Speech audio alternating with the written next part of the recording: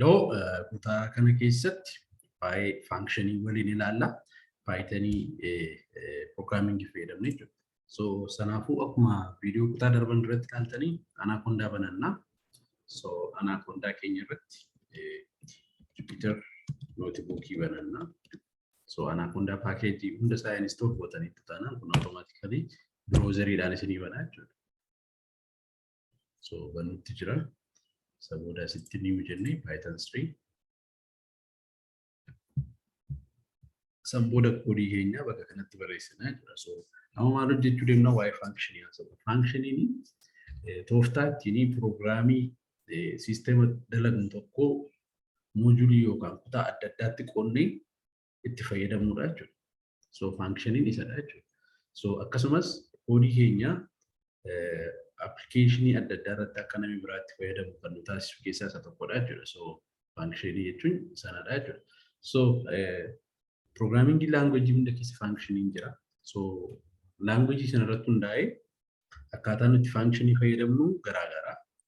C++in syntax mataa isaa qaba, Pythonis kan mataa isaa qaba. So Pythonii fayyadamna yoo ta'e faankshanii yeroo define godhu yeroo hundaa diff jennee jalqabna jechuudha. Kun amma C++ irratti diff jennee maqaa isaa kennina, maqaa faankshanii keenya fakkeenyaaf ida'uun jedha. Maybe booda kan lakkoofsa lama walitti ida'u gochuu dandeenya.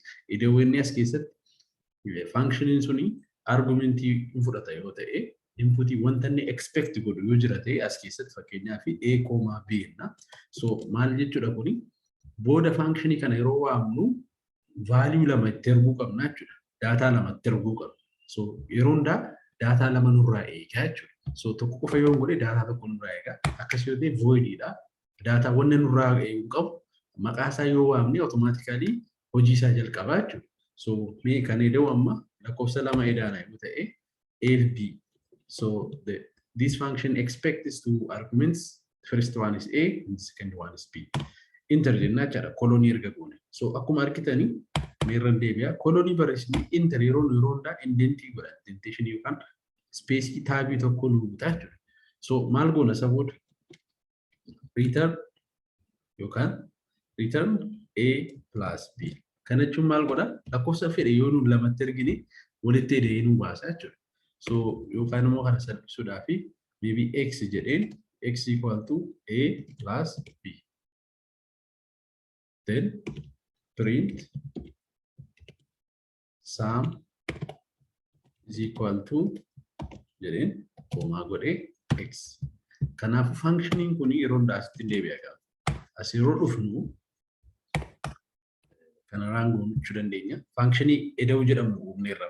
So amma fakkeenyaaf eda'uu jedheen yoo 2 fi 5 itti kenne maal nu baasa? Eda'uun waa lama nurraa eeganneerra asirratti akka argitanii. Inni jalqabaa A ta'a. Kanaafuu amma 2 eerra dhuftee galti. 5 baarra dhufee gala. So x maal godha? 2 fi 5 walitti hidhee. So gatiin dhaa asitti meeqadha? 7 jechuudha. So print sum is equal to x yeroo jennu sum inni ta'a. Xaan meeqa amma kan nuti arganne 7 nu baasa jechuudha. So output isaa akkuma argitanitti sum is equal to 7 jedhee nu baaseera jechuudha. So kana yoo jijjiirame immoo ida'uu yoo jijjiire jira. Ida'uu jedheen amma kana immoo 78 fi 2 jedhee yoo itti ergee ammas 78 arra galti 2 dhuftee baarra galti 80 nu baasa jechuudha. So ishee kana deebiin isaa jechuu dandeenya. Deebiin ida'uu ni ta'a. Akkas ta'a jira. So kuni wanti quotationii keessa gadi akkuma jirutti gara screenii waan deemuu fi wanna raajii biraan qabu jira. So bifa kanaan faankshanii fayyadamuu dandeenya jechuudha Pythonii keessatti. So kun keywordidha. Diff. This will automatically tell the compiler that you are going to create a function. And following that, you need to provide the function name. In this case, we are using either u. Afaan Oromodhaan Lesson fayyadamne. Then function yeroo hundaa bracketii keessa gala. A, ba. So lama eegaa jechuudha yeroo hundaa. Fakkeenyaaf kanuma immoo functionii biraa dabaluu beesitti. Kana nan balleessa. Functionii biraa fakkeenyaaf lakkoofsa tokko fudhatee square isaa kan nu baasu akkuma calculator irratti beeku fakkeenyaaf calculator irratti lama xunnee mallattoo square yoo xunne 4 ta'ani kan kana hojjechuu barbaada. So diff jennee square just user define maqaa kana kan feetan kennuu dandeessu. So square yeroo hundaa lakkoofsa tokko qofa nurraa eega. Laman tun ta'ee jechuudha tokko qofa gaadha. Kan square kun lakkoofsa tokko wanna ta'eef. So kan nuti baafnu x is equal to square jechuun loojikii isaa nuti barreessa.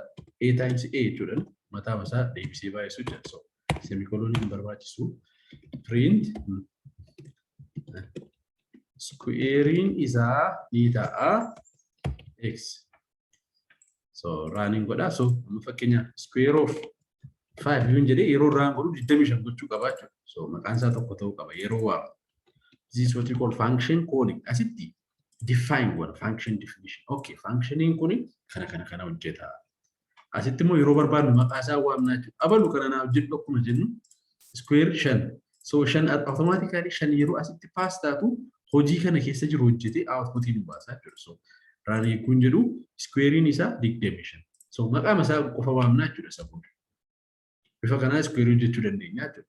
So ammas kana balleessee immoo absolute value kan hojjetu tokko maatisii keessatti beektanii absolute value akkamidha lakkoofsa tokko negative keessa yoo gashite absolute value isaa yeroo hundaa maal ta'a positive ta'ee baanii yeroo hundaa negative kan ture positive ta'a.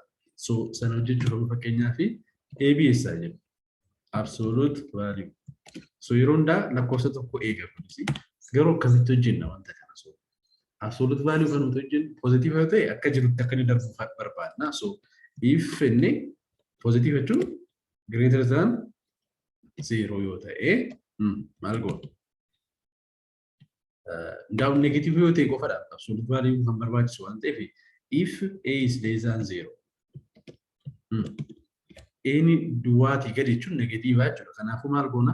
A is equal to a times minus 1. So negative yoo baay'eef positive ta'anii herrega durii keessatti baranneera. So as deebinee amma maal goona? Print deebiin isaa ni ta'a A. So kana defining godhee hojiidhaan immoo ni ilaalla. Fakkeenyaaf absolute value ni suma kana copy goonee waan dandeenyaaf gaafa hojii isaa akka inni hojjetu jechuudha. Absolute value ni tokko mee tokkuma ta'ee ba'uu qaba. Deebiin isaa tokko. Ishi negative tokko yoo godhee deebiin isaa tokko argitanii negative yoo ta'es positive godha. Positive yoo ta'e immoo wanti tokko jijjiiruu akkuma irratti nu baasaa jira jechuudha. So functioning baay'ee powerful dha jechuudha. So reusable akka wanni keenya reusable akka inni ta'u kan nu taasisu keessaa isa guddaadha. Kanas machine learning keessatti hedduminaan fayyadamna. Maaliif kaan testing idhaaf kaan pre-processing idhaaf function adda addaa hojjennee waan hojjennuu fi kutaan kun barbaachistuudha. Amma kutaa biraa walitti deebinutti nagaan nu tura. Hiriyoota keessaniif qooduu hin dagatinaa. Gaaffii qabdan immoo comment godhaa YouTube irratti yeroo ilaaltanii galatooma.